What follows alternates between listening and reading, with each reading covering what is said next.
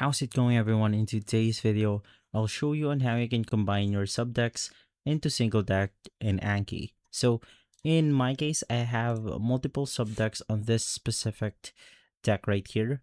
And if you want to combine it into a single deck, it's going to be extremely simple. Click on the browse button. From here, look for the subdeck that you want to turn into a single deck.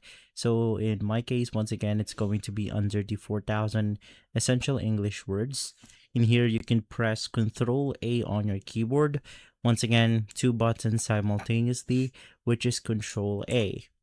It will be selected, everything will be selected in this subdeck. So just right click on it, click on change deck, and then you want to integrate it into the main deck right here. Click move cards and then just wait for it to process. Let's head back to the deck itself. And now as you can see, we have 000. It has been moved to the 4,000 essential English words. If this video has been helpful, leave a like, subscribe, and follow us for more videos like this. Thanks for watching.